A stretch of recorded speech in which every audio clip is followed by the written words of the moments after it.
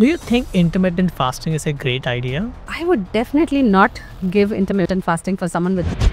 There's also been a connection to cancers, heart disease. One is trying to lose weight, reverse say PCOS, hormonal issues. Number one is. I see a lot of Indians lack in vitamin D and B12. Do you recommend them to take supplements? Vitamin D in single digit, it's very shocking because it can lead to hair loss. They don't have energy to go and exercise. They also feel very tired. They also exhibit symptoms of depression. Gut cleansing brands in the market selling 14-day gut cleansing shots. I wouldn't recommend at all. The simplest thing that one can do for a gut cleanse, for anyone who wants to prevent cancer, just going on 7 days of. People lost 30-40 kgs on ketogenic diets, and then when I met these people after a year or two, they had regained that and a little more. How healthy is McDonald's burger? It was so unhealthy. Can diabetes be reversed with diet? Can be reversed. Wow. When I had put on a lot of weight and was extremely stressed, Shiny Surendran came to the rescue. Our diet plan not just helped me lose weight, but also helped me get my sleep routine back, have more energy, and feel good about myself. Shiny is one of the renowned sports nutritionists and weight management consultant based in Chennai. She is known for her expertise in sports nutrition and preventive nutrition. Shiny has helped many athletes, celebrities, and individuals with a range of nutrition-related health issues, and this podcast will really help you break myths, help you learn and unlearn everything about food you have been eating and not eating. So let's check this out. I'm very excited to have you on the show, Shiny. First of all, welcome to Grow Your Influence podcast. How you been today? I've been good, thank you. How are you? I'm good, thank you, Shiny. I'm so happy and excited to be here because I've been following your page for a very long time. And since you and Suren know each other, and I've always felt that every time I look at your page, there's so much value that you give. You know, people would rather monetize, but then for you, the kind of work that you do, I feel it comes straight from the heart. And every reel has an amazing insight or a very important takeaway. And when you implement, you can really see the results. So I just love the kind of content that you put out. Thank you. So Shiny, it's a mutual admiration because I believe that when I was stuck in my life somewhere, how 1 hour consulting with you really helped me relook at my diet, relook at what am I doing with my life with respect to what am I eating, and the journey was fabulous. Like literally, I lost 8 kgs because I followed your diet ardently, and the best part of the diet was I never had to work really hard to not eat anything because it was a wholesome diet, but you just decided to not let me not eat certain things which was not suitable for my body, which we'll discuss in this podcast today. So thank you for helping me out there. Absolute pleasure. I'm glad it helped. Yeah, I think every 2 years I come to you or to your team to help me in this journey, and it actually helps me because sometimes we just realize that it's not about not eating, but it's about eating right. Absolutely. Yeah, That's what your company is all about. Right. So today on this podcast, before we begin and get into the understanding of what to eat, what not to eat, I want to ask you, how did you start this and what was your journey like? I was pretty bad when it came to eating. My mother always had complaints because I wouldn't eat vegetables at all and used to fall sick perennially, largely because of low immunity. And I would just stick to aloo, arbi, yam, and that's it. So there was no bindi or, turai. And I wouldn't eat the healthier vegetables. So this is how my life was. And then kept falling sick. Then at one point when I was really sick with very high temperature, my mom said, if only you could just eat right, you will see a lot of difference. I also had asthma as a child, dust allergy, allergic bronchitis, all that. And it was not good because I wanted to be the class topper, losing out on school days because I was sick for like 2 weeks at a stretch, and then later catching up with the portions was really taking a toll. And that's when I started listening to what my mom said and then started eating healthy. And then I wanted to become a doctor. And during one of the career counseling sessions in school, I studied in CSI Bain School, Kilpok in Chennai. And I didn't know you studied in Chennai. So that's what I did. And one of the doctors who came there was a PhD in microbiology. And he had done quite a lot of research work. And he said, you can either be a doctor by doing MBBS, or you can also get your doctorate and also consider other streams of science like microbiology, biochemistry, physiotherapy, psychology, nutrition. So that's when I was like, okay, there's so many other possibilities. and one could always consider that. So I think that's when I chose nutrition, because I was really fascinated, and my life had transformed when I started eating healthy. And I think this is the journey, and I realized, like, through the personal experience, that the impact of healthy nutrition Nice. and how your health could be sustained. Beautiful. So I believe you work with some of the best minds in the city today. What was your journey to become like one of the top most nutritionist of Chennai city? Just consistency is what I would say. Yeah, just being this is my 25th year of work, and I've just showed up for work every single day, and I work up, or rather, I wake up every single day with the enthusiasm to go to work. And it's amazing, like, just by eating right, just doing some very simple things, you can actually prevent going to hospitals to a large extent, right? And I think that kind of keeps me going. By God's grace, it's just been consistency Wow. and the passion for the subject. I think that kind of helps. Amazing. Okay. So let's begin the podcast with certain questions that I have right now for you. You are Chennai's one of the most popular nutritionists. Who are some known faces you work with, and what do you specialize in as a nutritionist?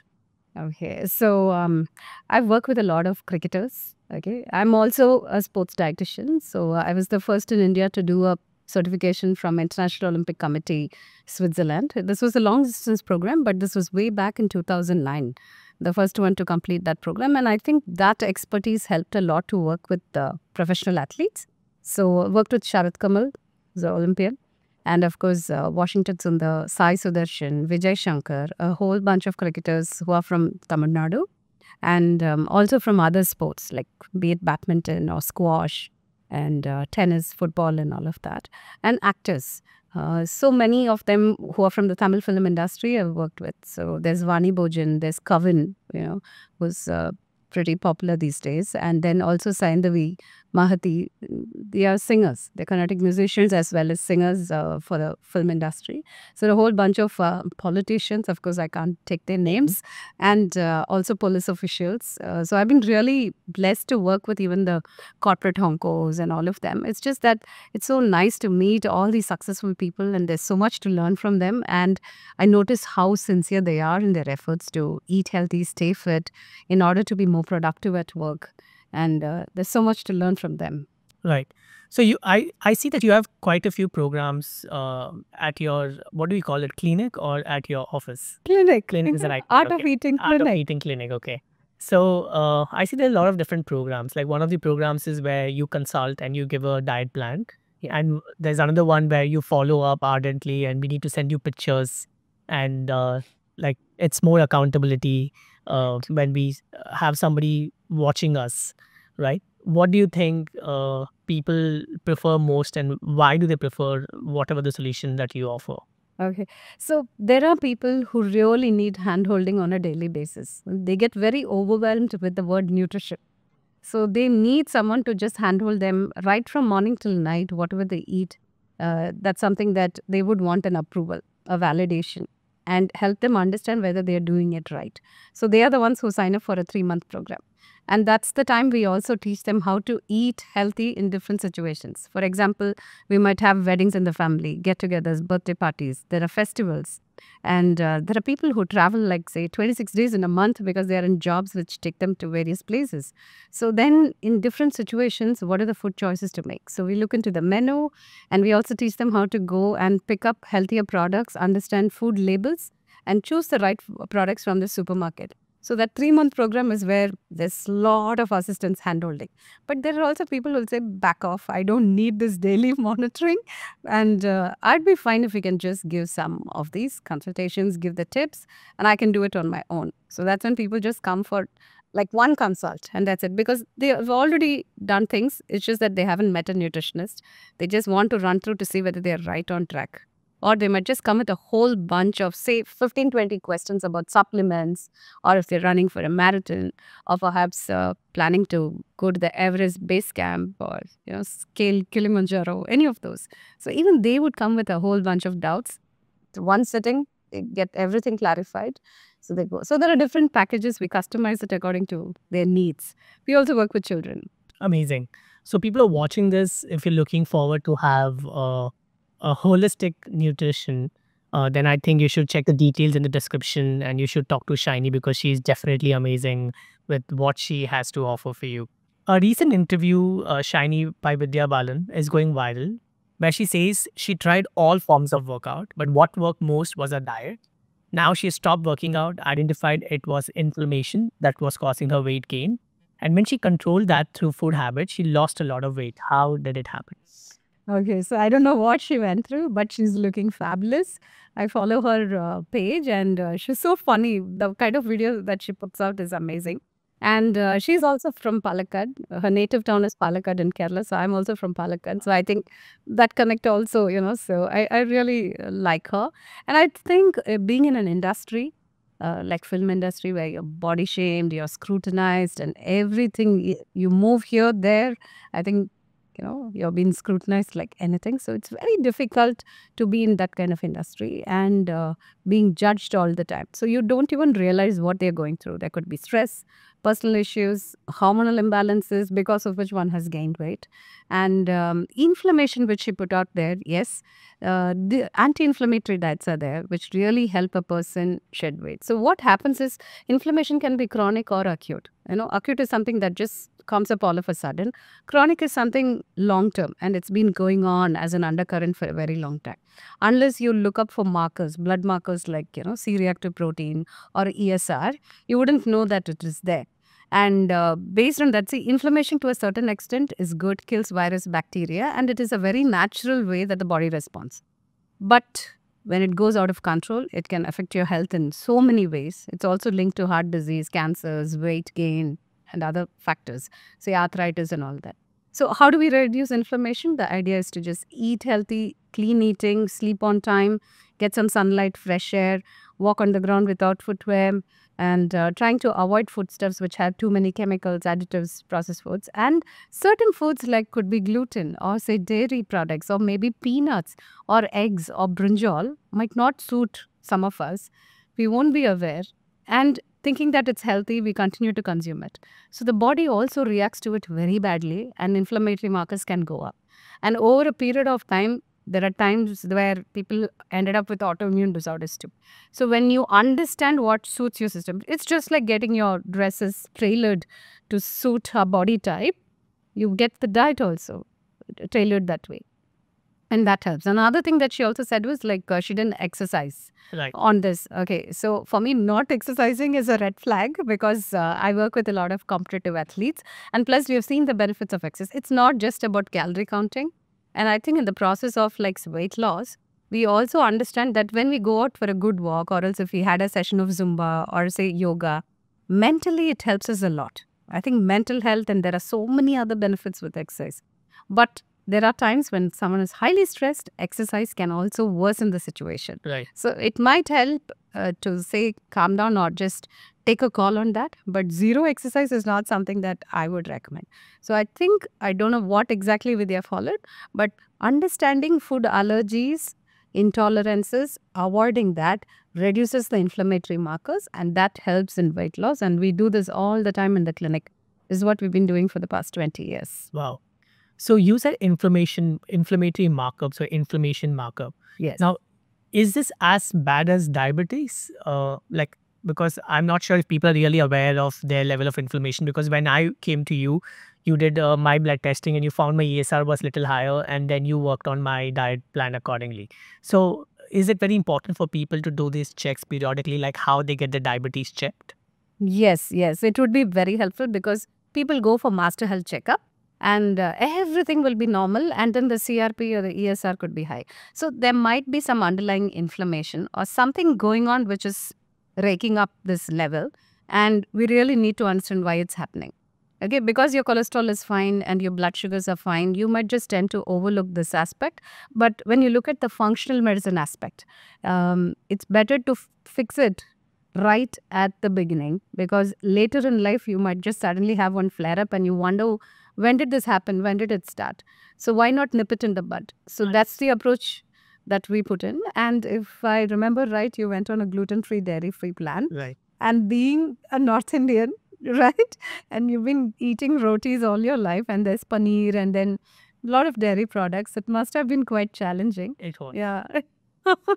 Yes. So what happens is there are so many people who come back and ask us, hey, I've been eating this right from childhood. Why do I need to stop all of a sudden? So that's when we also have this nutrigenomics test, wherein you give your saliva sample to a lab, wait for 20 days for the results to come, but then it clearly indicates whether one is gluten intolerant or lactose intolerant, or one metabolizes caffeine slowly or like super fast. All that information are great takeaways to customize a plan. So what was the Nutrigenomics test. nutrigenomic test? Nutrigenomics test. And You it- do this once in a lifetime. And when it all started way back in 2008, I was also very skeptical. For me, it was like a client pays a fee and, comes for a consultation. Now, why should I burden them with more expenses, but then I thought, okay, let me check it. And then I sent my sample to a lab in Pune and also to one in Chennai. And my logical brain was like, is it really worth the money I spent? And is this report going to be of any use to me?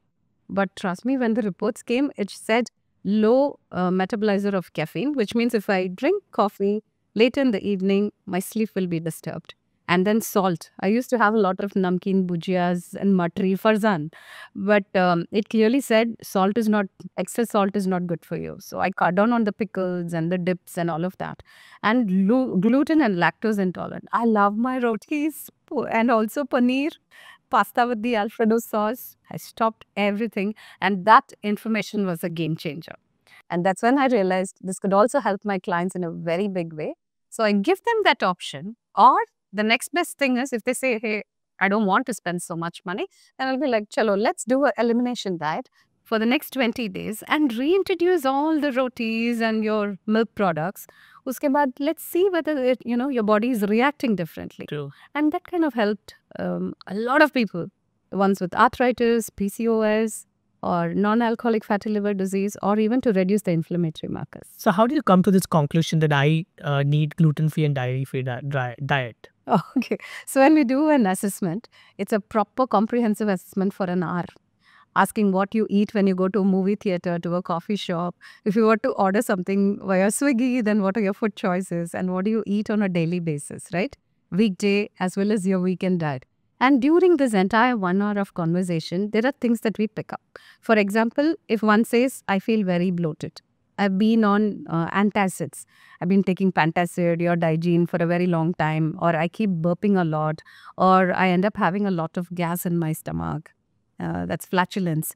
Or if they say, I just feel I just feel heavy, bloated, and I'm not feeling hungry. I don't know why. And also psoriasis, dermatitis, if they have dandruff, recurrent dandruff. And in spite of taking iron tablets, if the HB levels or the hemoglobin levels don't go up, then there's something wrong with your absorption. You're eating, but then you're not absorbing. So I have like some 10 to 20 pointers to check. And at least 3 to 5, if I take it off, then I'll be like, okay, definitely there could be an underlying issue. Now let's get it checked, or let's put them on an elimination plan. So for 15-20 days, when you go off that, you will really see like great results, and then you reintroduce it, and then again there is an energy slump. So these are things, which serve as a checklist for me to tell a client, hey, would you consider this? Because this is what I'm thinking. This could be an issue, but let's get it diagnosed. Absolutely. I think it really worked for me. I saw change in energy levels. Could you share that? What all happened? I definitely saw change in energy levels. My sleep pattern became better. Third, I saw a massive difference in my weight loss journey without doing a lot of workouts or anything for that matter. Just change, especially I was still on with ghee for that matter, because in my family that was like a compulsion. So I didn't say no to that, but I completely said no to gluten. So like I would have jawar roti or besan ka roti, bajre ka roti, but not wheat. It was like a strict 2 months diet that I followed, and I really saw a difference of what 6 to 7 kgs lost in just 2 months without putting a lot of effort. So that's when I realized the importance of going gluten free. Second, it was also I became more aware in my life. Like I could see that not just energy levels, but also being mindful I mean, it could change the patterns of the way you think. It also impact your mental health a lot. So so that was the difference of just leaving gluten from your diet. And I also left sugar. I think these are two things that you asked me to leave. Three things, but I couldn't leave the dairy. But the other two things, completely going off sugar, completely going gluten free, really helped me a lot. Also, when Rishi was getting married, my younger brother, and my lifestyle was erratic, and I know that I had to fit in clothes, and wedding is just 1 month away. For that 1 month, I just left gluten and sugar again, and I lost 3-4 kgs so that I could fit in those clothes. So that is the good point of it, that gluten free can be an on and off diet too, provided that you want to get into without actually fasting. You can still lose the weight that you want to. So that is some learning which I had because of you. So thank you for that. Pleasure, pleasure. A lot of actors talk about starting the day with ghee. How important it is to have ghee in the morning. Like, I see there are various videos on Instagram talks about it. So what's your take on that? Ghee is good. See, we're all, we Indians always incorporate ghee in our diet, right? And in South India, you will notice even coconut oil. Yeah, so it's very native to this part of the country. So ghee is widely used in the north as well as across the country. I think ghee is used. And starting your day with either protein or else good fat is good. So there are people who choose to eat almonds or walnuts or maybe pistachios or cashews. They just soak it overnight, have it first thing in the morning. So we are getting essential fatty acids or good fats. Or it can even be something to do with protein. Works well. Some just eat kacha coconut pieces. Okay, some tend to take 1 spoon of virgin coconut oil, or it can be 1 spoon ghee. How does it help? Ghee does have medium chain triglyceride, very easy to digest. So even in hospitals, when I had worked earlier with Apollo Hospital or say Madras Medical Mission, there are times when people can't chew and eat and they're on tube feeding, and then this coconut oil is added to it. That kind of helps a lot. So likewise, medium chain triglycerides, like saying for just taking ghee in the morning, kind of just kickstarts your day. You get that easy to digest food and plus the essential fat, and it also gives you a lot more energy. But for the rest of the day, make sure that you're not overdoing on fat. Okay. So all the time we look at what has been added, but there's also something called as invisible fat, which is integral to that. It could be like your nuts or else peanuts, which has fat in it, but we can't see it with the visible eye. So we need to take into account the visible and the invisible fat. So adjust for the rest of the day. You can't be like, okay, I'm going to have this in the morning and then I'll have puri bhaji, then I'll have biryani, then I'll have like a bhaji bonda in the evening, and dinner ke liye I'll have a ghee roast. So that's not going to help. So the idea is to making sure that let's understand it's great to start your day with one of these healthy fats. And depending on where you live in India, yeah, you would choose one of these. Nice. And it's good. And it also helps with gut integrity. Someone with a digestive issue, a lot of acidity, or there's a lot of healing or repair to be done, we always start either with virgin coconut oil or else with ghee. Do you have any authentic ghee brand to suggest? That's difficult to mention brand names, but we would go by organic stores. Okay. So in Chennai, you do have these great stores, right? You do have Terra, Earth Store, or else Dhanyam, and there is this My Harvest Farm. So a lot of these authentic organic farms, and these providers always have fantastic ghee. They source it, there are even good brands from Gujarat. So the native cows, their ghee, I think that really helps. Amazing. As influencers, we tend to sleep less. How do you think this impacts health? And what's the relation between sleep and weight loss? Oh, huge. So what happens is if we sleep late. Okay, tell me about influencers' life. So when do you sleep? Or anyone in your industry, what is the average time that you get to bed? What time do we get to bed? I don't think there's a pattern to it. Maybe sometimes 11, sometimes 1 a.m. Depends, basically. Depends upon the work life or the way my day functions. So it totally depends. There's no particular time that I go to sleep. There could be can you recall an incident where you had to deliver a certain product or else you had to upload something the next morning and then you worked really hard and you went to bed quite late? Would that be, say, 1 or 2 or 3 a.m.? 1 or 2 a.m. Yeah. Yeah, this would have happened. So, what happens is you have your circadian rhythm. If you're aligned with sunrise and sunset, it's perfect. Everything works very well, which is when you go to bed Actually, it is around 9:30, 10 p.m. And what happens is from 10 p.m. to around 2 is when your body undergoes a lot of physical repair. And then from 2 a.m. to 6 a.m., a psychogenic repair or else the mental repair happens. But there are certain professions where you can't help it, be it a doctor, sudden emergency calls, or it could be people from your industry because you're also working in different time zones, catering to clients who are living abroad, right? This happens in, say even the BPO, IT sector and all that. You can't quit your job and sit. But can you actually see if you could try to go to bed at a certain time, at least before midnight? Ideally, it is 10 p.m., but even if you get to bed at around 11, it's still good.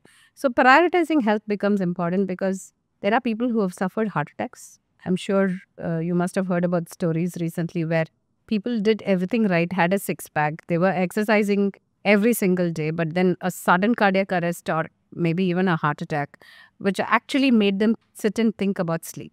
Sleep, if you mess it up, affects your growth hormone, testosterone levels, okay, and it can also make you crave for a lot of food.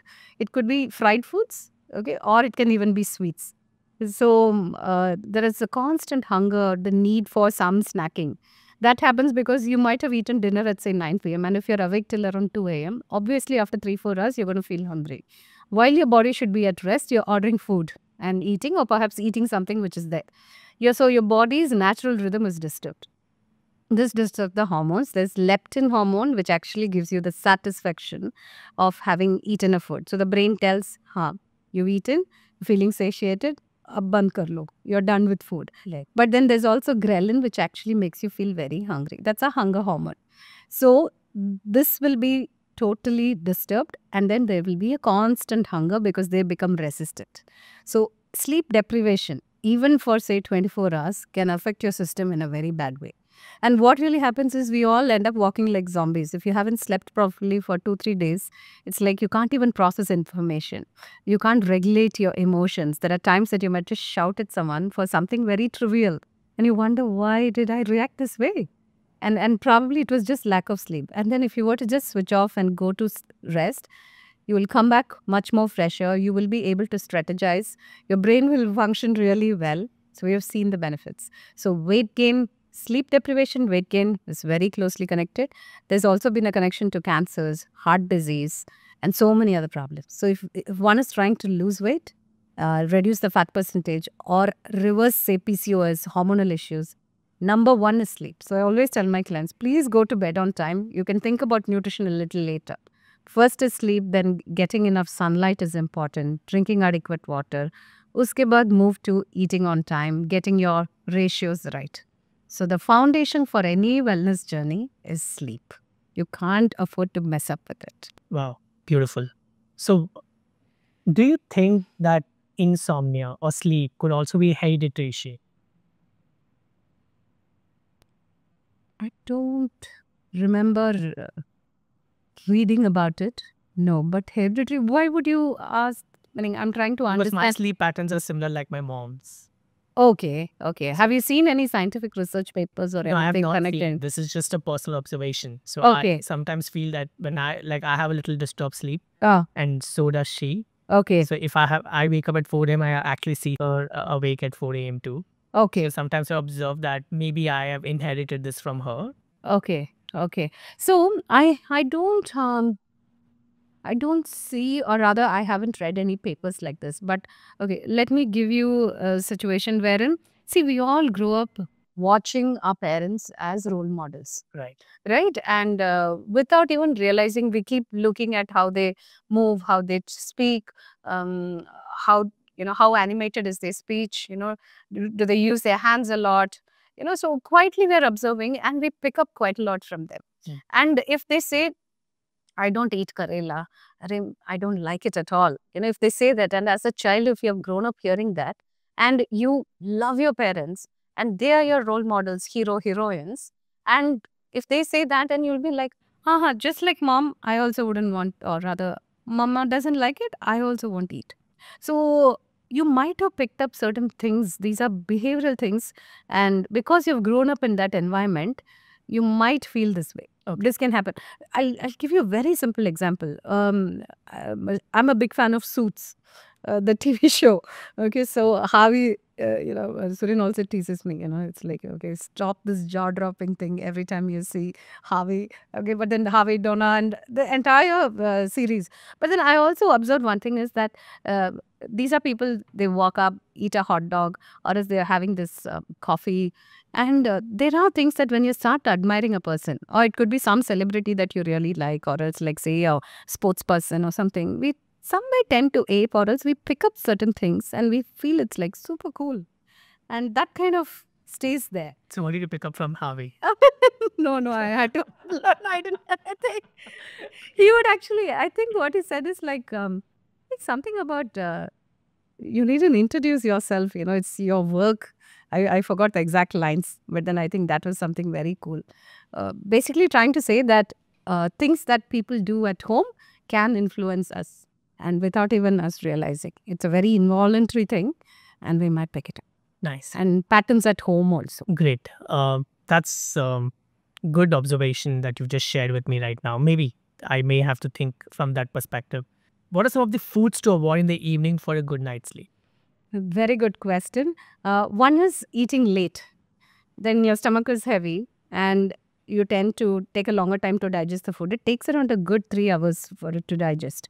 So that's one. Next thing is having a lot of spices. So there's a lot of garam masala, chili powder, pepper added to it. That can also create a lot of discomfort, and you might end up, feeling or rather struggling to sleep. Drinking a lot of water towards evening. Say from 5 or 6 p.m. onwards, you're like suddenly you realize, hey, I didn't drink enough water during the day. And then you keep having a lot of liquids. So you will wake up several times to use the washroom. That can disturb your sleep in a big way. Another factor is having a lot of gassy foods. Cruciferous vegetables that we call it is like cauliflower, broccoli, cabbages. And if you've eaten raw foods and if you didn't really chew well, because most of us tend to sit in front of the television and eat. And if you're in the habit of chewing very fast and not actually breaking the food down to smaller particles, this can cause a lot of gas. That gas can actually really make you, or rather give you heartburn, and then that discomfort itself will disturb the sleep to a great extent. So these are some of the things, and also alcohol. So a lot of people think it's okay to have alcohol because it's going to assist in sleeping, but trust me, 3 or 4 a.m. the person will wake up. Right. Yeah. So that's again not a very good idea. So these are some of the most important factors which can actually come in the way of sleep. Nice. And what are some of the supplements that you would suggest someone to have for good sleep? Okay, before supplements, I'll definitely try a few strategies with food. Sure. You know how it is in school, I used to have dahi chawal or curd rice. That was my most favorite. So every day, staple lunch was curd rice with some 2 sabzis. Okay. Now, when you eat curd rice and sit for the class after lunch, it's very difficult to keep your eyes open, right? I'm sure all of you would have felt this. You eat pongal, or as even if you have puri and potato masala, right? So because all these carbohydrates actually releases quite a lot of serotonin and it puts you to sleep. So you can use that same strategy. So if you eat a little bit of khichdi or as dal and curry and then one sabzi, or it can even be a little bit of dahi chawal. So you have your roti bhaji and then have a little bit of dahi chawal, or drink a glass of warm milk with a little haldi added to it. You will actually sleep very well towards the night because milk has these proteins, and tryptophan actually helps in assisting or releasing the neurotransmitter serotonin, which makes you sleep very well. That's why in India, people drink milk in the Yes. Yes. See, all this is like long back, people had cracked the formula, and we are just trying to, understand the science behind it. So all this was given to us by our ancestors. So if only we can just eat a little bit, because a lot of people will just drink soup or just have salad for dinner. I would rather, if someone is on weight loss, I'd rather move that rice or roti to dinner. Okay. So that you actually feel quite nice, and then choose those healthy carbohydrates along with a little bit of dahi, or it can even be some dal based something along with some vegetables. You'll actually sleep very well like a baby at night. That complex carbs, slow digesting carbs helps a lot. Wow. Okay, this is one. Because people do the ulta. When you have dinner as just the soup, you will get hungry after 1 hour, 1.5 hours. And then at night, you end up raiding the kitchen, looking for snacks or in the fridge, and you end up eating all sorts of nonsense. Yeah, it looks Right? like it's very relatable. I do that a lot. Yeah, I think all of us have done that, right? We learn from our own mistakes. So And what are the supplements? That's a fantastic question. So number one is, we would always say magnesium. So trying to eat quinoa, pumpkin seeds, there are magnesium-rich foods that you can consume. Also having a lot of rajma, chana, moat, and all those legumes. Or magnesium as a supplement helps. So it comes in as a tablet or else even as sprays. It's great. Yeah, magnesium spray also is there. Oil is there. You can just rub it on your skin. So skin absorbs quite a lot. Skin is your largest organ. And if you don't want to pop a pill, like magnesium is just like iron or calcium, right? So if only you can just use a spray or else even a little few drops of it and then nicely rub it in your, say, legs and arms and all that, you will actually see the difference. Or you can even soak the feet in Epsom salt that has magnesium. If there are certain health issues where magnesium supplementation is contraindicated, it's best to avoid. Always discuss with the doctor before doing that. Next is having chamomile tea. That also helps you calm down quite a lot. Another factor is with severe sleep issues, melatonin is given. I would rather leave that to the doctors. It's best that doctors take care of that situation. And then following the other things like even switching off Wi-Fi, our modem, no? If we can switch that off and then put your phone on silent mode, switch off the notifications.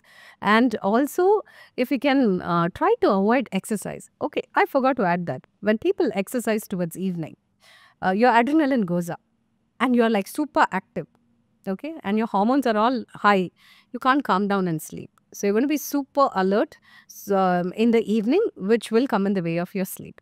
So the best is make sure that after dinner, just walk for 10-20 minutes and then take a warm shower and then have a night ritual. We call it a sleep hygiene. When you do this systematically, read a book. So have you noticed while in school, if we try to study, we'll feel very sleepy. Right? So when you physically open a book and read, you can't read longer. You will definitely doze off. So try to do these things. It helps a lot to go to bed. I totally agree. Especially, for example, when I go to gym in the evening, my energy levels are totally different. What time is this? Let's say if I go around 6 p.m. or 7 p.m., Okay. I see that the energy levels are totally different. I am more active in the night. Usually, I would go to gym thinking that it would make me tired and I will have a good night's sleep. But actually, it's a different way around. When I go to gym in the evening, I feel even more active and I'm more active in the night. So that's one of the observations I've had. And I agree to this point. If you just read few pages of these, especially boring books, which you can keep next to your bed, you really get good night's sleep. So what I've done is we have kept a history book next to us. So both my son and I, we sit together or we are on the bed reading this book, just half a page, and we are totally drowsy and we would want to go to bed. So that's absolutely right in that space. You said melatonin. Right? Yes. Yes. Vicks have created a product like triple Z Quill. Like they have created a gummies. It's a melatonin gummy with 3 gram melatonin in it. And a lot of people are taking that today. Okay. And these are not recommended by doctors. It's just available on Amazon, so people just order it and they take it. How healthy is melatonin? Okay. See, melatonin is given especially when you have a jet lag. Okay. You've traveled, say, to US and then you're struggling with jet lag, or you've just come back from a trip from a totally different time zone, and that is the time doctors would always say you can take it. Okay. But without knowing how it could affect, and if you're on certain other medications, it's always better to call your general physician, take their advice. Because there's too much information on the internet. Right. And it's a double-edged sword. As much as it can help, there are also people who become so paranoid because of the amount of information that's been thrown at you. Sure. Your feed can just give you that kind of information, right? A lot around the subject that you were researching on. And I think it's dangerous. And doctors have done their work. They've invested like a good 10 years plus, and plus the amount of patients that they get to see. They have huge experience, and Dr. Google cannot replace the physical doctor. Right, agree. One should consult a physician before doing any of this. Nice. You don't know the repercussions. You don't know, you might just end up having something and then it can lead you elsewhere. Better to be safe than sorry. So Shiny, I have a family history of diabetes. My grandparents had it, my parents have it, and my elder brother got it at the age of 33. What measures should I take to keep diabetes away from me? Okay. Family history is one part of the story, but then what you can do for your lifestyle is totally under your control. So for the long-term strategy, it'll be great if you can build muscle. When you increase your muscle mass, see, we see muscle as a metabolic organ. That's the narrative these days. When you go to any conference, or if you're even looking at scientists or doctors or hardcore, well-qualified fitness professionals, they will talk about muscle as a organ. Okay, now when you have a good amount of muscle mass, this will clear up the sugars very quickly from the bloodstream. And most often what happens is when people go on these quick weight loss plans, you lose muscle and fat together. And every cycle when the weight loss is done, there's a lot of muscle that goes. We call it sarcopenia. So having less muscle tissue is actually a disadvantage, and that itself can predispose you to a lot of diabetes. So focus on building the muscle. When you're trying to build something, when you're constructing a house, you need the raw material, and that to good quality raw material. That's when it will stand, for several years to come. So you need the cement, the bricks, and all the raw material of best quality. So if you're trying to build muscle, get very good high biological value protein along with omega-3 fatty acids that comes through healthy nuts and seeds and ghee and coconut oil and all of that, and plus also a good amount of antioxidants. So that is what is going to make a big difference. Indians per se eat very less protein. That's what all the stats show. So we really need to focus on getting more protein. Somehow or the other, we get a lot of carbs. So be it a poha or else rotis and roti with aloo. And even if you're having roti with chana, ya to rajma, the rajma and chana itself will have 30 to 40% of carbohydrates. Healthy carbs, but then it does have carbs. So we won't get exclusive protein. And if you are a pure vegetarian, you really have to put attention towards getting protein in every meal, every snack. Because it's very easy not to get your daily quota of the protein. So this is one aspect. And next is also to understand, don't have anything which is totally white, which means white rice, or else it will be maida based rotis, like your naan kulcha rumali roti, or else biscuits or bakery products which are made out of maida because it's refined flour. There's absolutely no fiber.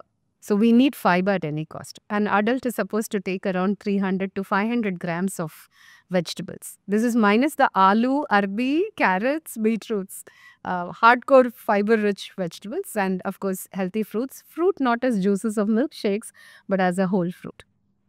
So if you pay attention to this, and then of course going to sleep, managing stress, and if there is some kind of stress. So one thing that I also wanted to share is we've seen a lot of clients who will come with requirements of, making some changes for their, goals, wellness goals. Could be getting a six-pack or perhaps losing weight. But then as we speak to them, we also realize they also have trauma, say from childhood. It could have been something to do with their parents' marriage, or what if a child has been sexually abused, or it could have been also breakups, very traumatic experiences. And if that hasn't been resolved, this is a tape which keeps running in their head. Okay, and they would still be operating from that, making decisions from that. So I would always recommend therapy, because stress could be just there. It's just that a lot of things are not spoken. And I've also seen that in my very close friends who have gone through such traumatic episodes in childhood, as well as a very close family member who's gone through it. And in fact, I got to know only after 50 years of this through that very close family friend. And I would always recommend therapy, because these are the people who will keep going in that vicious cycle, True. Because you haven't resolved that issue that happened when you were a child. So there are these entire thing, superficially we can look at macros, micros, this, that, but then what is the tape that runs here? What happened when you were a child? All this matters. Wow. So deep. It's very deep. Psychology is a very big part of nutritional consultation. Amazing. Yeah, I send people to counselors all the time, and it has worked a lot. True. I think if they think right, they eat right. Yes, absolutely. People in India eat sugar and sweets despite having diabetes and say I am taking tablets or insulin. What's your take on this? So there are people who will just say, "Oh, I didn't touch sugar. I have been off sugar." But then they'll have jaggery, palm sugar, honey, and then say, "Hey, I'm perfectly fine. This is very healthy," which is not right. Scientifically, it doesn't make any sense. The reaction which happens inside the body is the same. So let's not fool ourselves. I think if the doctor says no sugar, it's no to any of this. Okay, so the idea is to make sure that you do strength training thrice a week because the muscle helps you clears the sugar and also bring about a balance. Next, your meal plate. If you're eating, say, 1 katori of rice, make sure that there are 2 portions of vegetables there and then 1 portion of protein. Could be a thick dal or it's paneer, tofu, tempeh, or it can be even as a snack some nuts, or it can even be a protein supplement that you mix with buttermilk or else with curd and then take it. A cup of curd is also a very good source. So these are factors to be kept in mind. And as I said, eating on time, understanding what suits our body type and feeding it appropriately. And usually my mantra is, if you know what to eat, when to eat, how much to eat, how often to eat for your body type, you're pretty sorted for life. Wow. You've been talking a lot about curd, but North Indians generally don't like or prefer to eat curd in the evening. It's a myth saying that it makes you fall sick. What's your take? Is it because the cold, cough? Yeah. Okay. Ayurveda says curd is quite heavy, dense, and it's better to have buttermilk. Okay, so I'm basically from Kerala, but I've grown up in Chennai. But there's a lot of Ayurveda in our entire life. There's so many references.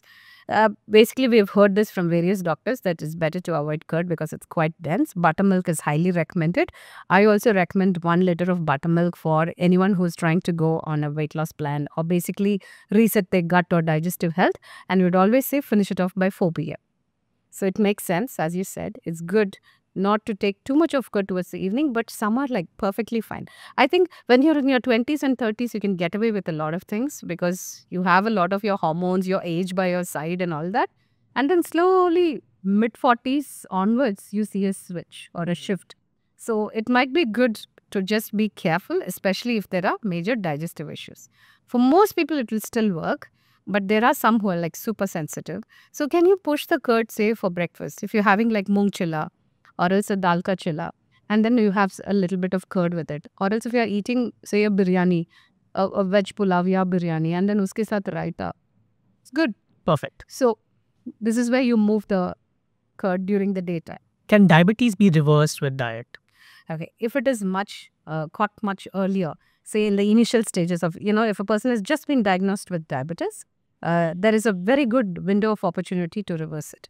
And reversal is a big word. So all the doctors during the conferences, what they always say is, if one has been diagnosed and then if they make those lifestyle changes and for 1 year, if they don't have high sugars and if they kept it under control, it's called as a remission. Okay. And only after 1 year or so, and if they still continue to maintain the same lifestyle and keep the sugars under control, then you could probably call it reversal. So remission is the word most people use, and one shouldn't give up the lifestyle. Reason being, there are times that people lose like 20-30 kgs, get their sugars under control, and then you meet them after 2 years, it has come back with a vengeance, right? So I think you got to make sure that, this is a lifestyle switch and I need to stick to it so that I don't again fall into the category of having diabetes and meeting the doctors periodically and taking medications. So this has to be kept in mind. Early stages, pre-diabetes, even an early diagnosis of diabetes, type 2 diabetes can be reversed. Wow. With lifestyle changes, yes. And takes at least a year, you said. Yeah, not a year. No. We've seen as early as 3 months.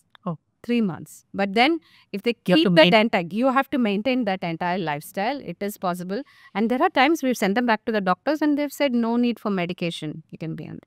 But if there is someone with a history of diabetes for say 15-20 years and there have been ups and downs, and if you see that person is not very stable because they will get ready for a event, like say your cousin's wedding, whatever, and then they make all these changes. Uske baad, if they just let loose and go back, that's not a person that, you want to give this kind of advice. You really have to tell them.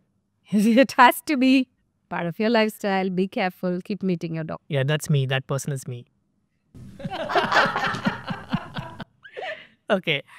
Avoid whites in food like rice, wheat and milk. Why? Does it spike sugar levels in the body? Yes, absolutely. Because when you take any natural food, it also always comes with a combination of vitamin, mineral and fiber. And when you process it, see, Maida is processed, completely devoid of any kind of fiber. And as you polish, the B complex also goes away. And it's white in color, great for the bakery industry. You can play around with the dough and make this naan and kulcha and then flip it in the air and do all sorts of things. It's great for that. It's malleable. You play around with it. A lot of bakery products can be made. But what does it do to your system? It gets inside. It doesn't have the fiber. And it causes a spike. It triggers the release of insulin. Whatever we've eaten gets converted to fat and it will start piling up around the waist.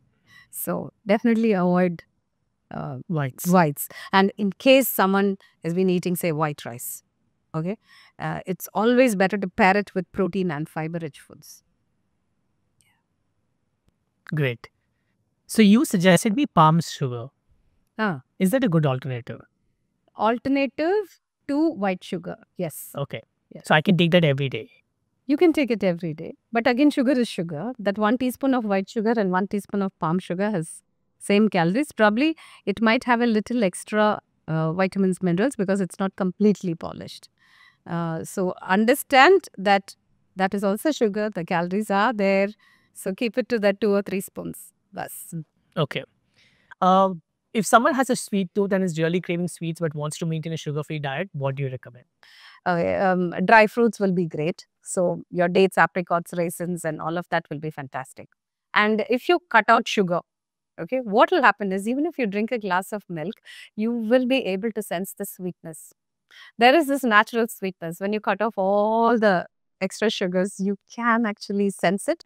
And when you eat even sweets like say sitafal, chiku, or your apples and all that, you will see and appreciate the natural sweetness which is there. And that will satisfy you. Nice.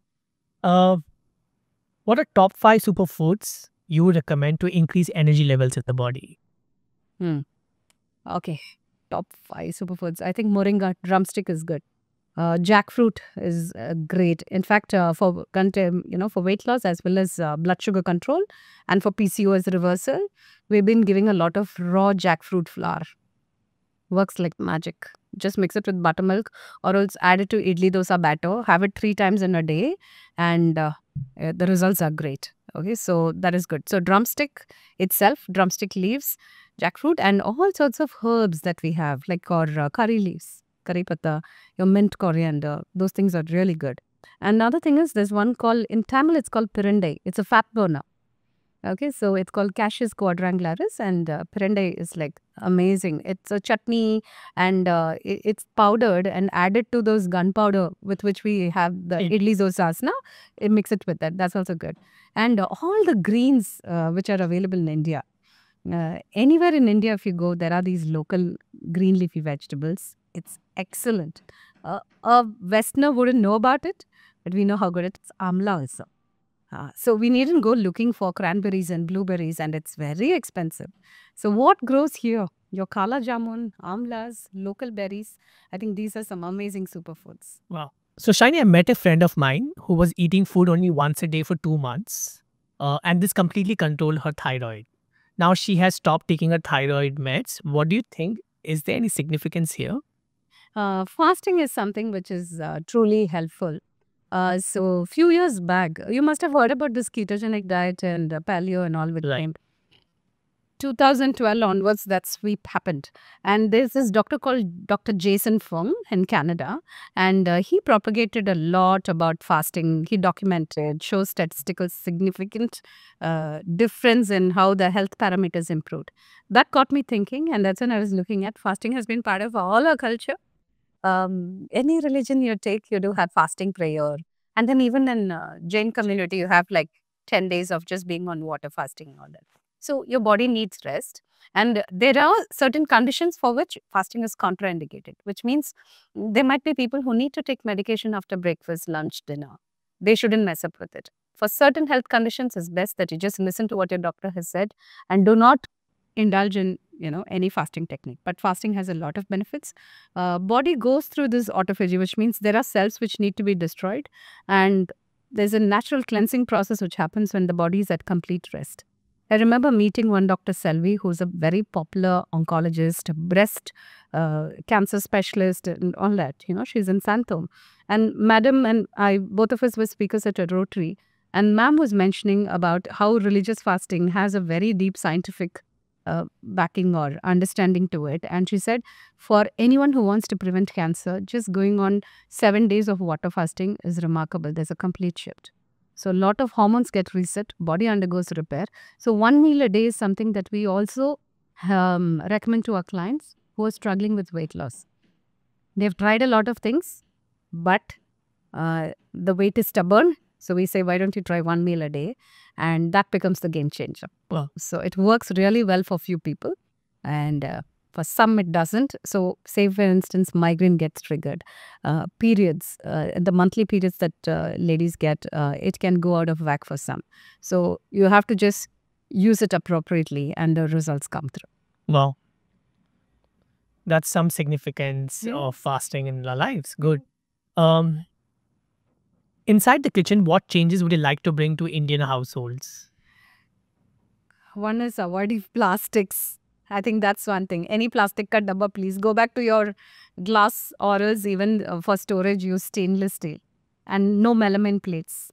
Okay, that's one thing. Next is when we make, say, papad or else anything fried like bhaji, bonda, vadas or whatever. If you've deep fried, make sure that you discard that oil. When you reuse, it can lead to a lot of health issues. There is even a connection to cancer, heart disease and all that. So reusing oils to be avoided. Next is adding too much of salt. So there are people, when they cook rice itself, they'll add a lot of salt to it. And then the gravy, the sabzi also has salt. And on top of it, there's papad and there's chutneys. This is the salt intake really spikes up. Next is the white sugar. If we can switch to something else like pasteurized palm sugar or any other natural sugar, that will also be great. And making sure that if you buy vegetables for a week, finish it by the end of the week. Do not keep it for too long because you'll end up losing a lot of nutrients. And what is it that you're eating, right? This is one. And try to stick to traditional foods. And wherever you live, that geographical location, the kind of food produce that's available in that locality, that area is what will help you because it comes with a lot of nourishment. So try to eat a lot of local foods. And if you've cooked something, try to finish it by the end of the day. And do not keep it in the fridge and eat it the next day. Unless absolutely necessary because of a crazy work schedule. But otherwise, if you can just finish it in the 24-hour period, that'll be great. Okay. Which is the healthiest oil to use while cooking? It depends. We always recommend traditional oils. Depends on where you are. So if it is someone in the northeast, they use a lot of mustard. Once in the south, we give a combination. So that's when we say rotate the oils. So groundnut oil, gingerly oil, and then coconut, a little bit of ghee, and a combination oil, like say a refined oil also for a little bit of frying or else for tadka. So it'll be good to use some rice bran oil and then these oils that I mentioned earlier. A little bit of everything in combination or in rotation works very well. So you spoke about rotation. Yeah. Like what if I've been eating groundnut oil for the last 30 years? Okay, it won't be just groundnut oil because there are for certain dishes that you will, say for instance, a palak dal or else a lauki dal, the tadka will be ghee. Right. For dal, that comes in. So when you eat an Indian meal, by default, there'll be at least 3 different oils that's come into that thali. Okay. Okay, so I think we got all this sorted way back. Our ancestors have cracked the knew. formula. Yeah, they knew it. Nutritionist by birth. You're right. I once met a cancer specialist. I asked him what he thought was the root cause of cancer. He said no one is sure, but you should definitely avoid junk food and reusing oil for frying. Like how you just said that. What's your take on that? Absolutely. I totally agree with what the specialist said because there's something called as ultra processed food, which means you put things into a factory, remove everything, and then you add some color or else whatever you've removed, you try to put it in some other form and you don't know what it's going to do to your insides. Yeah. And we always talk about gut health. So if you go to a Ayurvedic doctor or a Vaidya, they would just first cleanse the gut and only then start giving medications or aushadhi. So basically we have to, even allopathic doctors in conferences, they're talking a lot about gut health. So getting a lot of fiber, local foods, having that buttermilk, a little bit of dahi, eating fermented foods, all this is great for overall health. And if you focus on the basics, get some fresh air, sunlight, good sleep, and manage stress, your mind, and I think you're pretty sorted. So for cancer prevention, yeah, there are so many other factors too, which means could be a lack of sleep, family history, things that is beyond our control. But whatever is on our control, I think we can, really keep it under check. Do you think intermittent fasting is a great idea? It is for some. I would definitely not give intermittent fasting for someone with migraine because it can trigger headaches. Someone who's got major fluctuations in their periods every time they try intermittent fasting. Anyone below 18 and any individual who has eating disorders, anorexia nervosa or else bulimia nervosa or else a binge eating disorder.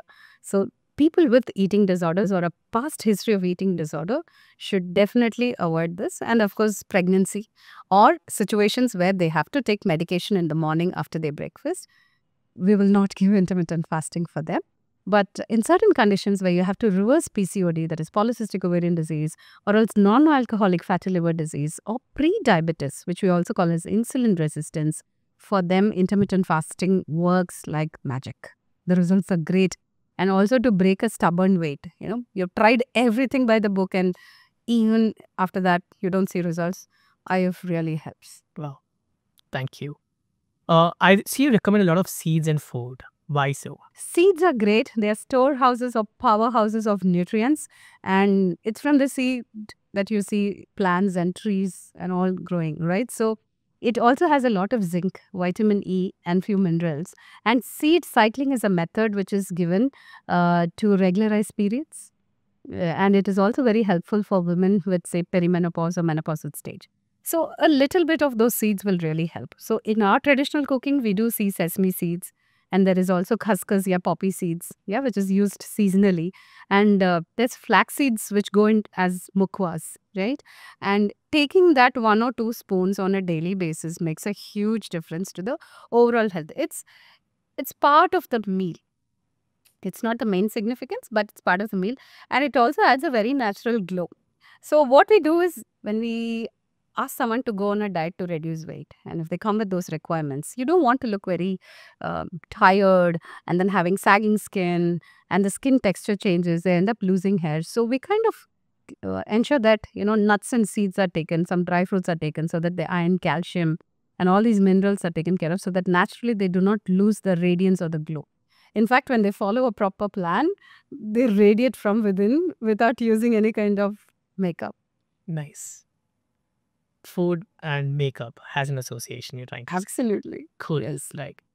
That's why one of the questions, if you had to recommend certain foods for glowing skin, seed is one. Seed is one. Amla is one. So this concoction, that is amla, mint, coriander, curry patta. Add all of this and just take a shot. Say 30 ml every single day. Amazing. In 2 weeks time, you'll see like huge transformation. Amla, mint, coriander and curry patta. Yes. That's the secret for your glowing skin. All these things and a lot of other things. A lot of water. Because when you drink adequate water, because it's Chennai and humidity is so high, anywhere between 2.5 to 3.5 liters of water. Okay. Water cleanses your system. Your regular functions are like perfect, spot on. So, because constipation again can lead to a lot of backup, right? So it's better to make sure that first thing in the morning when you wake up and have a good cleanse, bowel cleanse, it's a sign of good health.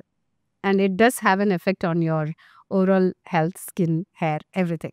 Next is tomato. That is your regular, local, native tomatoes. If you were to just slice it up and eat 1 or 2 every single day, or make it into a soup with some carrot added to it, or even make a juice with few mint leaves and some coriander leaves. Just drink tomato juice. In 2 weeks time, you'll see some amazing difference to the skin. And another thing is pomegranate. Anar is excellent for weight loss, and even for someone who's trying to get pregnant or is pregnant, or someone who wants a nice glow because they're getting ready for a wedding, and works like magic. 1 pomegranate, 1 guava is something that I always recommend. But basically any local fruit which has different colors. That is, said rainbow plate. Bring in, purple cabbages, some brinjal, and also a lot of other colorful fruits and vegetables. These things work very well. Wow, I think this is a very magical advice for a lot of people out there investing a lot of money in getting their skin glow up. I think thanks for sharing those deep insights with us. Potatoes, onions, and garlic are avoided in many Indian diets. What's your take on it? Yeah, I know. Yeah, in certain communities, these are not included, and totally respect that. Wouldn't say this is right, that is wrong. There is a deeper. See, when you're on a spiritual journey and you don't want to hurt the germs, the insects, it all comes from that. Jain community, I've seen this a lot. I work with a lot of people from the community, and so when I ask them, they always say that we don't want to hurt any of the insects or anything which is on the ground. So I think the intention comes from there. And also there is a lot of energy around food. So basically that's why they have been asked not to take these kind of foods. So there's no right or wrong. It works very well, and they follow a Guruji, or else their religion says that. So that's what they follow. So it's good for them. It works for them. Let them just continue, because I've also seen detachment of food which comes through the fasting. Right? What do you call it? Paryushan? Pollution. So if you're going on this fasting for that long, your obsession around food or this constant need to eat something is cut there.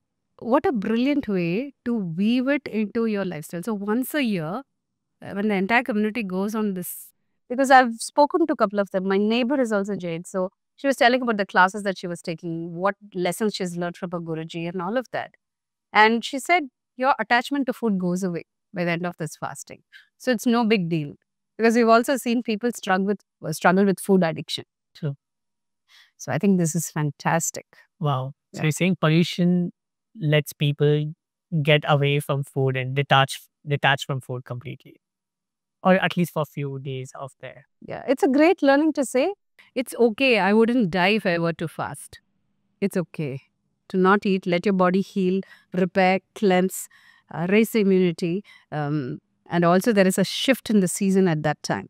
It kind of helps you get to the next season, prepare your body for the next season. So there are so many reasons for this. So I see a lot of Indians lack in vitamin D and B12. So in this case, do you recommend them to take supplements? yes. See, what happens is people come with, say, 4 or 5 single digit. Vitamin D in single digit, it's very shocking because it can lead to hair loss, fatigue. They don't have energy to go and exercise. And they also feel very tired. They also exhibit symptoms of depression. So there are so many other factors, joint pain, all that could come.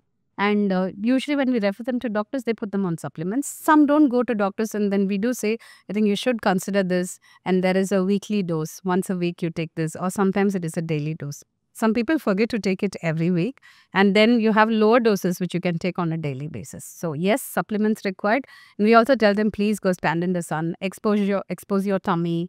In fact, we encourage women to wear sari, or else if they're wearing a skirt or shorts, we'll say, roll up your sleeves. Can you expose your tummy to sunlight and also your upper back to sunlight? Some do it regularly. Some are like, no time, or I don't want to get a tan.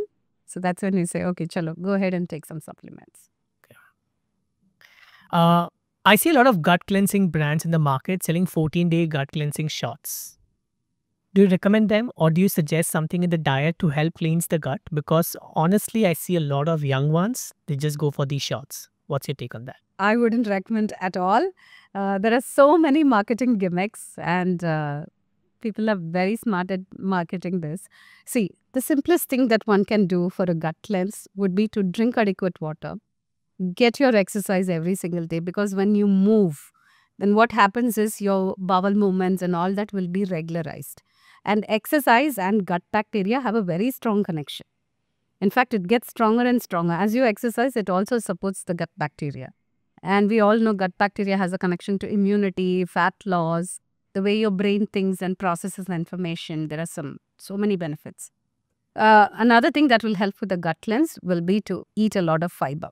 So when you have adequate vegetables and fruits, for example, all of us as adults are supposed to take around at least 3 fruits a day and 3 cups of vegetables a day. If you get this daily dosage, that fiber itself will cleanse your gut. And another factor will be to manage your emotions. That can come in through breathing techniques, or else say yoga, or some form of, calming techniques. You can even go to a spa. You can get a foot reflexology. Or at home itself, if you were to rub oil, relax yourself, all these things also help you calm down quite a lot. So for gut cleansing itself, I think fiber, water, probiotics which come in through buttermilk, fermented foods, all these are great combinations. It's just that when people are looking for quick fixes, they end up doing a lot of other things or things that are marketed beautifully. Today it's easier, Shiny, to get your diet sorted and at least count your calories with certain apps. So, what apps do you recommend to the audiences up there? I recommend Healthify Me and Fitbel. That really works very well for our clients. But is it true to Indian values and the kind of food that we eat? Like, for example, if I'm eating poha and I say 1 cup of poha, it counts the calories and say this is how much it is. So, is it true to the numbers that it puts across? It's an approximation there Okay. because in each household, the way the poha is prepared will change. True. Right? And even the idli dosa batter, the stuff. So I think it's very difficult to get the true values, but I think it at least gives a ballpark figure around which we can plan our diets. Makes sense. Protein powders in India are a taboo. What's your take on them? Because you earlier told that in Indian diets, people don't have enough protein. There's a lot more carbs, but less of proteins. And I don't know, for some reasons, there is this aversion towards taking a lot of protein. For example, I met somebody and he says that he lost 8 kgs and he's been regular to gym and he's been working out. So I asked him, what's your protein source? What do you take? He's like, I eat paneer sometimes in a day. I said, but that's just going to cause a lot of damage to your muscle because it's not adequate protein. Why don't you take protein powders? And he said, no, I can't take protein powders. That's not healthy. What's your take on that? Okay. I work with a lot of sports people. These athletes go for competitive sport and they also come from vegetarian households. Okay. It's a huge challenge to match up with their protein requirement. Now, besides that, besides the athletes, you do have regular people who go to offices. General non-athletes are there. And they also need protein. When you're not taking adequate protein, the sugar craving is quite high. Okay, and you're not supporting your muscle mass. And by the time they hit their 50s, their muscle mass would have, they would have lost quite a lot of muscle, because of which they are prone to a lot of other health issues like, diabetes and then, high cholesterol issues. There are non-alcoholic fatty liver disease as well as even PCOS. In the younger population, we see plenty of PCOS. Again, protein is something which is lacking a lot. You can take protein supplement, provided you are in a circumstance where you're living in, say, your sibling's house, or else you're moved cities, you're staying in hostels. You don't have access to homemade food, or you're not in a situation where you can command or ask for a certain amount of food, which means if it's your household, you are more in control. You can demand what you want. But if you say, for instance, you're staying in an uncle's house because you've gone to a new city for a job or else say to study, it's a very difficult or a sticky situation. And also places where you travel long distances to reach your office, and by the time you get back home, it's really late and you can't really cook all this, and your schedule is like super hectic. And these protein supplements really help. So if you drink adequate water, if you do not have any kidney related issues or liver related issues, there are no medical conditions, and if you are a healthy adult, you can take it, provided you also choose the right kind of protein supplement. For some, whey protein works very well. Biological value is high, the score is high, it's good quality. And there are people who are allergic or have lactose intolerance. In that case, we recommend plant protein supplement. So you have peas protein isolate, you have rice protein. All these are really good. You can take it. So it depends on the circumstance, and we do not give it to anyone who's young.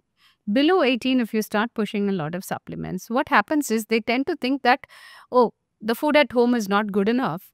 Let me just totally depend on supplements. So it's not a good idea to push at that age. And plus, it can affect the kidneys in some way. There's something called as a renal solute load, and giving concentrated protein in large amounts can actually come in the way of their long-term health. Anyone above 18?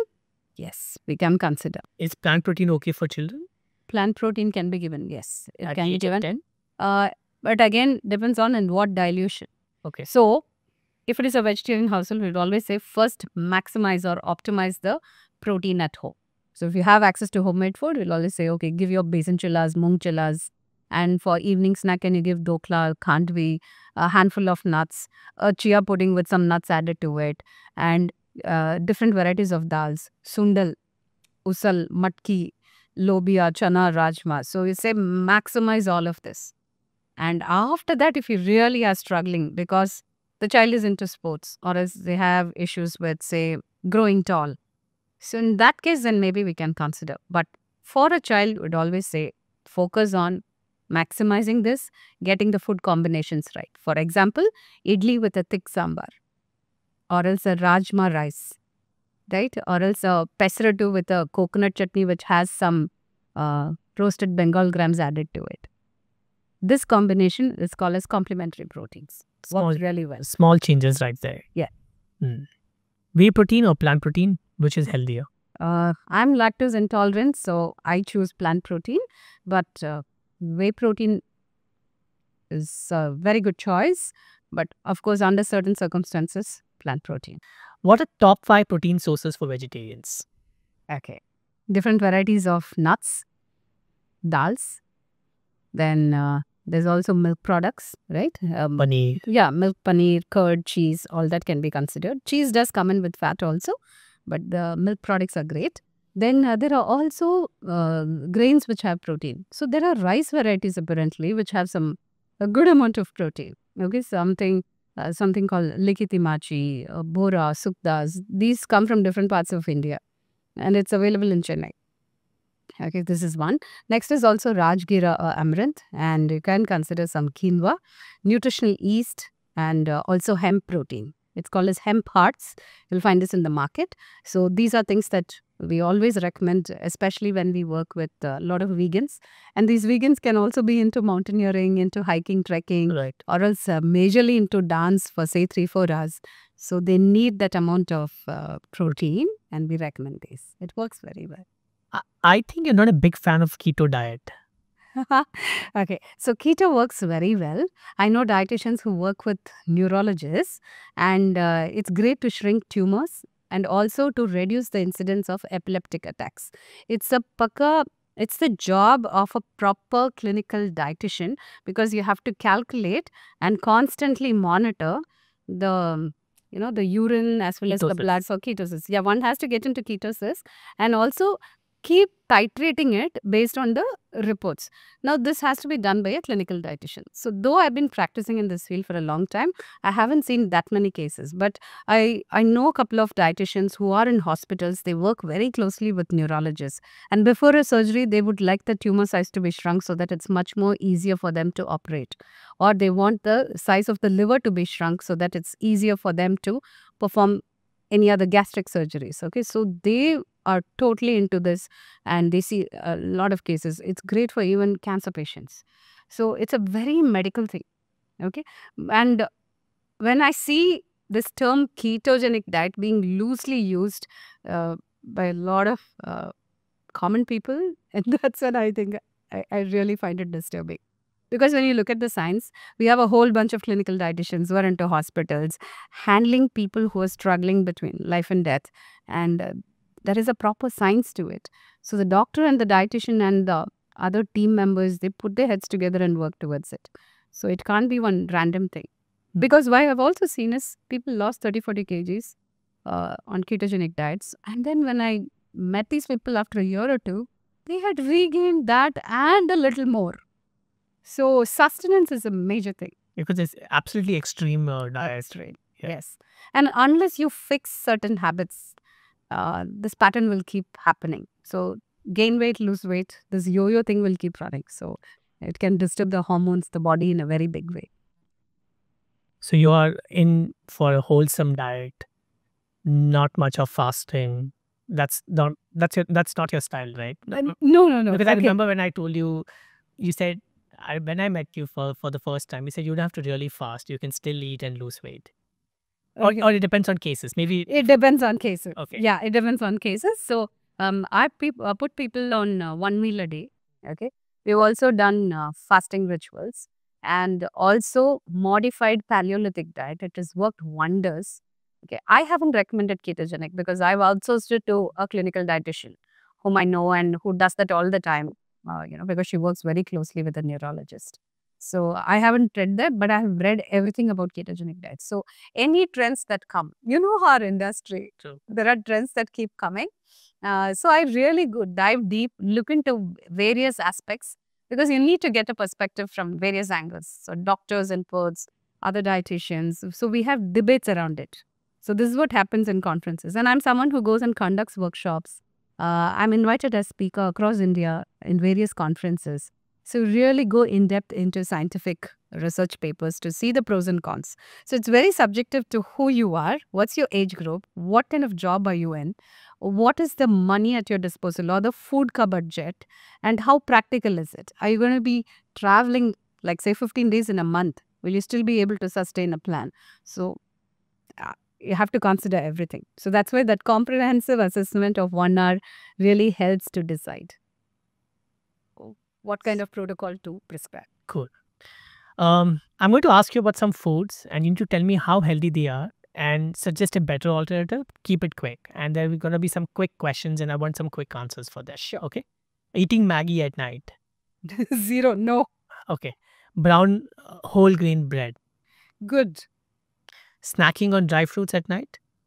The quantity, if we can just watch the quantity, because if you end up eating more, a lot of unnecessary calories coming. Okay. Eating pickles with sambar rice. Perfect. It's great. Nice. Eating samosas, pakoras or bhajis. Yes, absolutely fine. Depends on how often you eat it. How healthy is McDonald's burger? No. Coffee or tea? Depends on the person's preference. Coffee late in the evening can disturb the sleep. Some even have anxiety, palpitations and all that. Tea is a better bet. Coffee for mornings. Okay. What's your favorite guilty pleasure food? What do I like? Masala dosa. Cool. How often do you munch on it? Masala dosa would be once in 2 months. What's a day in your life like as a nutritionist? Wake up, go to clinic, and 10 to 6 is work. Come back, play with my cats. I have 2 pets at home. Spend a lot of time with them and read. I see them on your stories. And also catch up with my husband once he's back from work. And nice. So there's a ritual around it and we read a lot. Nice. What's your Instagram routine like? Every single day one reel has to be uploaded. That's the agenda. And then consistency is the one which has kept me going. And the idea is to put out information that's very relevant because of the wedding season or if there is a lot of festival and it has to be around it. So understanding what's going on right now and then putting out information which will be useful for people to use immediately. Right. So you catch up on trends basically. Absolutely. And how do you derive at your content strategy? What makes you decide this is a topic I should pick up? Like how do you define these questions? Are these questions coming from your clients or how do you derive at these questions? Yeah. So there are direct messages which come. There are plenty of requests. So that is one. And next is also client requests and then my own team. So I have a bunch of dietitians. They say these are the frequent questions that we've been asked. Why don't you put out information? That is much easier for us to just share this with all the clients. So periodically, these are the 3 ways in which like I have a list of questions and then make the. So you give your audience what they want basically. How does Instagram help you get clients and how many clients have you received by Instagram by far? Plenty. I think the Instagram has been a fantastic platform for me. And I follow your page a lot because ever since you and Suren started interacting and working, I've been closely watching your page and then I've got a lot of insights. And through Instagram, through direct messages, a lot of people reach out and then I connect them to my manager and she gets in touch, understands the requirement. If they are our clients, we continue, we take it forward or we would refer somebody else because I have access to dietitians across India and we have our association. So I know who is good at what and then we recommend clients like that. I might end up referring clients to them, but I've got plenty of clients and we work with clients from over some 30 countries. And wow. Instagram has been the reason why I got clients from it because that's been my only marketing method or strategy. It's mind-blowing. And also the Art of Eating series, which I did during pandemic, that brought in a lot of clients. Yeah, I think it was, you went live very often with them. Yes, right? Yeah. Yes.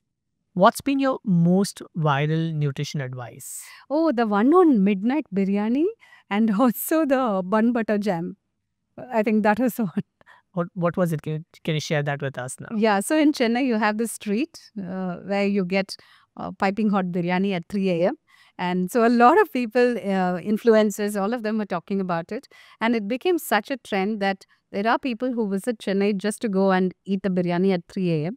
And there's also tea and bun butter jam from a very popular restaurant in Chennai. And there are queues, very long queue about it. So basically, it was about circadian rhythm and then eating at a time when your body is supposed to rest, how it can affect the health. So that was the thing. But yeah, Mm. I think that went viral. Yeah, yeah. I think people are crazy about it, and they really queue up for it. So it makes a lot of sense because it just creates a scare in their head. So yeah. Have you eaten? I'm not a biryani person, so not that. I don't even try those bun butter jams in the night, but I've tried a midnight puff, which is available on the Greens Road. It's called Cheta's Puff in Chennai. Okay. Yeah, he starts selling at around 12 in the night. So he sells puff and he sells buttermilk. I don't know, and people, I don't know what's the combination there, but people love drinking his buttermilk in the night, 2 a.m. or 3 a.m. It's chilled buttermilk with a lot of tadka. People love that. I'm not sure if you've ever tried. No, I haven't. Oh, It's the first time I even. oh, it's very famous. You should search for Cheta's Puff. This guy is from Kerala, and he's famous because he was called Cheta, one puff, two puff. He called his now his named his store is Cheta's Puff. Okay, puff is so unhealthy. Okay. Not I think, every I think it's a once in a while indulgence, just a guilty right? pleasure. Yeah, Yes, I get it. Okay, thanks for that information. I didn't know about sure. it. I'll WhatsApp you so that you can go there once. Food Darzi, Fit Meals, and Get Deity are healthy food services. What's your take on them, or what would you recommend? Like, I see a lot of people are supplying nutritional food at home. Instead of cooking, people are opting for that. What's your take on that? Excellent. There is a gap in the market and they came and filled it. And not many people have access to a good cook and they're on the move. And this works out really well. We recommend a lot of clients that they take up or make use of these services. I'm for it. Amazing. There's a meme that says, in the morning, my body is a temple with a healthy meal shown. And in the evening, temple closed with junk food shown. The guy's eating a lot of junk food after that. People struggle with consistency. How do you think someone can stay more accountable in this process? See, it's all about why. Why you're doing, whatever, which means are you trying to lose weight, reduce your fat, rework your cholesterol values, or controlling sugar, whatever that is. If your reason is really strong and if you have clarity, then you will do everything to do it. I'll give you a few examples. There was a person who was trying to have a baby. And the gynecologist called up and they said, hey, can you help this person shed 8 kgs in the next 30 days? Because we are going to do an embryo transfer. We have done this several times. This is the last shot and we don't want anything going wrong. And if they're able to reduce the weight, we can reduce the dosage of the medicine that's given. Because medicines are given according to the body weight of the patient. So, and it actually worked in her favor. We really went on a rampage. We really went on a very strict plan for her, helped her lose the weight. She went in for the treatment. She conceived. She had a baby. Wow. Okay. And another individual was supposed to go for a total knee replacement. But the orthopedician said, why don't you go change your lifestyle? I'll give you 6 months time. Shed some weight and come back. And then we'll decide whether to proceed with the surgery or not. This person lost the weight and the surgery was cancelled. Isn't that great? Amazing. So I think it's only when you get into these kind of things about, hey, I want to accomplish this because I don't want to undergo this, then obviously you will make that shift. So I think it's about why. It's about clarity. And then everything else just falls in place. It makes sense. Why you're doing what you're doing, right? Is there any other case study at the end that you would like to share with us that could inspire people that you can lose weight and get fit too? Anything that from your experiences in the past? Sure. So I used to work in this fitness studio called Maverick Fitness Studio in Adyar, Indranagar. And at that time, I remember meeting this boy. He was in his mid-20s, maybe 26 or 27. And he was 170 centimeters. His weight was 142 kgs. I still remember these details. Right. And then he walked in and he said, I want to shed weight. And I've enrolled to the gym. So I've taken up a personal training and all that. We had a chat, did the complete assessment for an hour. After an hour, in my mind, I was like, oh my God, he's 142. Will he be able to do it? Will I be able to help him? But I didn't tell him that. But all that I said is, if you are consistent with certain recommendations, it'll be great. So I asked him what are his favorite foods. He said idli, dosa, biryani, tandoori chicken, all of that. So I said, see, you need enough fiber. You definitely need vegetables. So when you eat idli, so I positioned idlis for his breakfast, dosas for his dinner. And along with that, sambar loaded with vegetables. Or as I said, have a mint coriander ka chutney or coconut chutney loaded with a lot of mint and coriander so that you're getting some fiber right in the beginning. Then fruits in between. So whenever you feel hungry, don't have biscuits or crispy ones. Eat some fresh fruits, no juice or milkshakes. Lunch ke liye, 1 cup of rice, but double the quantity of vegetables. Okay, so he stuck to it. And I said, for Sundays, please go to a hotel and eat your favorite tandoori platter, or else have a biryani where you eat more of the meat pieces but less of it, but just stick to it so that you feel good and you don't feel deprived. Rain or shine, he'll come. Even during heavy rains, he used to carry his umbrella and come to the gym.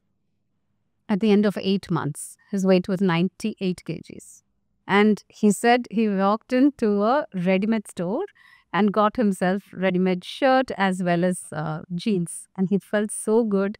He had tears in his eyes. And after a few months, he even brought his wedding invitation. Wow. I'll never forget this boy. Beautiful story, right? What I really like about your diet plans? You ask this question, what you like to eat the most? And you ensure that that's part of my diet. And you always say cheat on this day, go eat whatever you feel like eating, which is a great thing because, there is a mental fatigue when you start dieting. You start overthinking, oh, I can't do this.